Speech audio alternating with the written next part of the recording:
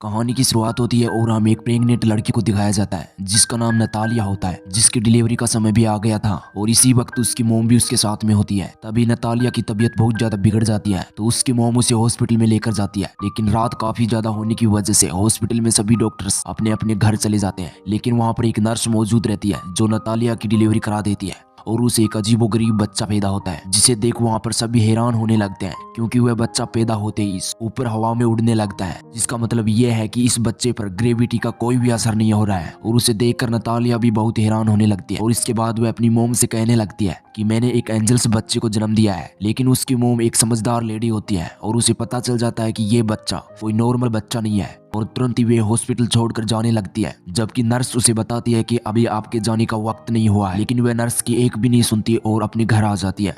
घर आने के बाद वो नतालिया से पूछती है कि याद करो कि इस बच्चे का बाप कौन है, लेकिन नतालिया को इसके बारे में कुछ भी नहीं पता था कि इसका बाप कौन है। इसका मतलब शायद नतालिया के बहुत सारे मर्दों के साथ अफेयर थे। तभी उसकी मोम बताती है कि ये बच्चा कोई नॉर्मल बच्चा नहीं है और इस बात को हमें सीक्रेट रखना है, अगर किसी को पता चल गया तो हमें कई समस्याओं का सामना करना पड़ेगा। इसके बाद उस बच्चे का नामकरण करते हैं और उसे ओस्कर नाम देते हैं। वास्तव में ओस्कर को संभालना बहुत ही ज्यादा मुश्किल था क्योंकि उसे अकेला छोड़ते हुए छत से चिपक जाता था और ये देखकर उसकी नानी उसके लिए कई जुगाड़ बना लेती थी और साथ ही वे छत को भी अच्छे से सॉफ्ट बना देती है कि ओस्कर छत से चिपके तो उसे चोट ना लगे। साथ ही उससे डर था कि अगर इसे बाहर खुले में छोड़ दिया तो कहीं ये ऊपर हवा में उड़कर आकाश तक ना चला जाए, क्योंकि उसे तो ग्रेविटी का कोई असर ही नहीं था। और अब धीरे धीरे ओस्कर बड़ा होने लगता है और उसकी नानी घर पर ही उसकी पढ़ाई करवाती है। उसे घर से बाहर जाने नहीं दिया जाता तो ओस्कर अपनी मोम से पूछता है कि उसे बाहर क्यों नहीं जाने दिया जाता, लेकिन उसकी मोम इसकी बात को इग्नोर कर देती है। इसके बाद ओस्कर खिड़की से अपनी उम्र के बच्चों को बाहर स्कूल में जाते हुए देखता है और खेलते हुए भी देखता है। तभी उसका भी मन करता है और फिर एक दिन ओस्कर खिड़की से बाहर जाने की कोशिश करता है, लेकिन उसकी नानी उसे देख लेती है और इसके बाद वह घर की सभी खिड़कियों को सील कर देती है और उसे समझाती है कि तुम्हें इस घर से बाहर नहीं जाना है, इसी घर के अंदर रहना है और यहीं पढ़ाई करनी है। कभी भी उन बच्चों की तरह घर से बाहर जाने की कोशिश भी मत करना। इस बात की वजह से ओस्कर की मोम गुस्सा होती है कि आखिर कब तक ये इस कैद खाने में कैद रहेगा। और इसके बाद ओस्कर की जैकेट में वो पत्थर डालती है ताकि वो हवा में ना उड़ सके, जिसके बाद ओस्कर को घर से बाहर लेकर जाती है और उसको हवा में उड़ने वाला राज किसी को भी ना बताने के लिए मना करती है। फिर एक दिन ओस्कर अपनी मोम के साथ दोबारा से मार्केट में आया हुआ था। तभी वो अकेला रहता है और एक लड़की से टकरा जाता है जिसका नाम अगाथा होता है। टकराने की वजह से अगाथा का सामान नीचे गिर जाता है, जिसकी सजा के रूप में अगाथा उसे 2 पानी की बोतल्स को घर तक पहुंचाने के लिए कहती है। लेकिन पहले तो ओस्कर उसे मना कर देता है, लेकिन बाद में मान जाता है और अपनी मोम को बिना बताए उसके साथ चला जाता है। रास्ते में 2 बोतल्स और 2 पत्थर जैकेट में होने की वजह से ओस्कर हैवी महसूस कर रहा था। तभी वह दोनों पत्थर को निकाल कर फेंक देता है और इसके बाद उन दोनों में फ्रेंडशिप हो जाती है। घर जाने के बाद अगाथा बोतल मांगती है तो ओस्कर उसे देने से मना कर देता है क्योंकि उसे पता था कि उसने बोतल दे दिया तो वह हवा में ऊपर उड़ने लगेगा। लेकिन अगाथा छोटी बच्ची होती है तो वह जबरदस्ती छीन कर ले लेती है तो ओस्कर हवा में उड़ने लगता है, जिसे देखकर अगाथा उसे सुपरमैन कहकर पुकारने लगती है और साथ ही वो हैरान भी होने लगती है। जिसके बाद में ओस्कर उससे हेल्प मांगता है। तभी अगाथा भागकर अपने रूम से एक बैग लेकर आती है जिसमें पत्थर होते हैं और उसे बैग देने की वजह से वो नीचे आ जाता है।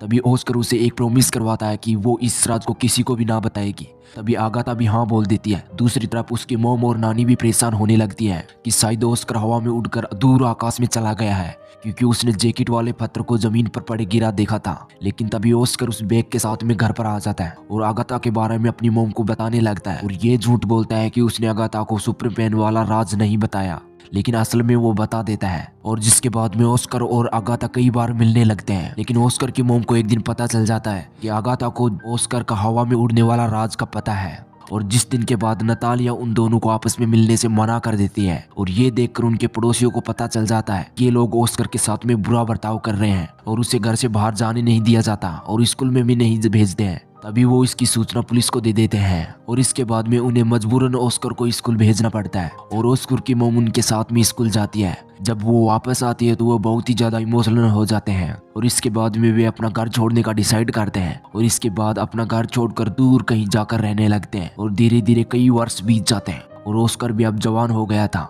अब उसकी नानी की डेथ हो चुकी होती है। अभी भी उसकी जिंदगी पहले की तरह सीक्रेट पर ही होती है और साथ ही ओस्कर अगाथा के बैग को भी अभी भी साथ में ही रखता है। अब ओस्कर अपनी जिंदगी से तंग आ गया था और वह सोचता है कि वो इस राज को दुनिया को बता देगा तो सुपरमैन की तरह बहुत जल्दी फेमस हो जाएगा। लेकिन उसकी मोम को ये आइडिया बिल्कुल भी पसंद नहीं आता है क्योंकि उसे लगता है कि वह अपने बेटे को कहीं खो ना दे। लेकिन धीरे धीरे ऑस्कर और भी ज्यादा परेशान होने लगता है और फिर एक दिन ऑस्कर अपनी मोम को बिना बताए घर से बाहर चला जाता है और एक मैजिकल शो में जाकर अपना सुपरमैन पावर वाला टैलेंट दिखाने लगता है। वह शो एक ही रात में हिट हो जाता है और उसकी मोम भी उस शो को देख लेती है। जिसके बाद ऑस्कर एक कॉन्ट्रैक्ट मैनेजर से मिलता है जो उसे फेमस कराने के लिए एक कॉन्ट्रैक्ट साइन करवा लेता है और उसे रहने के लिए एक घर भी दे देता है और इसी तरह कई शो करता है और रातों रात फेमस हो जाता है। इसके साथ ही वह बहुत ही पैसे कमा लेता है और उसके साथ में उसे नाम मिलता है द विदाउट मैन ग्रेविटी। लेकिन एक दिन ऑस्कर को रियलाइज होता है कि वो लोगों का सिर्फ इंटरटेनमेंट का जुगाड़ बनकर रह गया है। बचपन में उसने सुपरमैन बनने का सपना देखा था, वो सपना तो पूरा ही नहीं हुआ। अब ऑस्कर को इन चीजों से नफरत होने लगी थी। फिर एक दिन एक मैजिकल शो में उसे एक एंजल्स का ड्रेस पहनाया जाता है जो इसे बहुत ही बुरा लगता है और वह लोगों को शो में भला बुरा कहने लगता है। इसके बाद वो कॉन्ट्रैक्ट मैनेजर को ये काम करने से मना कर देता है, लेकिन मैनेजर उसे कई बार समझाता है। लेकिन ऑस्कर ने ये ठान लिया था अब उसे ऐसा कुछ भी नहीं करना है और वह कहता है कि लोगों को बता दो कि द विदाउट मैन ग्रेविटी मर चुका है और साथ ही वह अपनी मोम को भी हमेशा के लिए गुड बाय बोल देता है क्योंकि वह एक अलग जिंदगी जीना चाहता था। जिसके बाद अगले दिन न्यूज में ऑस्कर की मरने वाली खबर आती है तो लोग उस पर कई तरह की बातें करने लगते हैं। अब ऑस्कर की मोम भी अकेली रहने लगती है।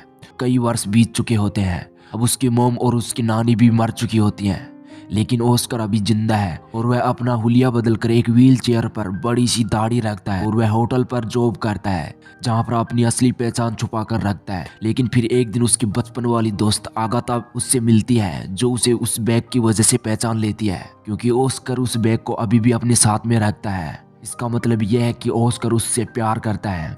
वे दोनों मिलकर बहुत ही ज्यादा खुश होते हैं। लेकिन आगाथा की लाइफ पहले की तरह नहीं है। वह कई मर्दों के साथ उस होटल में आती है क्योंकि उसका मकसद केवल पैसा कमाना होता है और ये बात ऑस्कर को बहुत ही बुरी लगती है क्योंकि आगाथा ऐसी इसलिए बन गई थी, उसने दुखों में अपनी जिंदगी बिताई थी। और ऐसे ही कुछ वर्ष और बीत जाते हैं और धीरे धीरे समय के अनुसार वे एक दूसरे को पसंद करने लगते हैं और शादी कर लेते हैं और इसके बाद में उसी बचपन वाले घर में वे दोनों साथ साथ रहने लगते हैं और ये मूवी यहीं पूरी हो जाती है। दोस्तों अगर आपको ये मेरा एक्सप्लेन वीडियो पसंद आया हो तो प्लीज वीडियो को लाइक करें और चैनल को सब्सक्राइब करना तो बिल्कुल भी ना भूलें।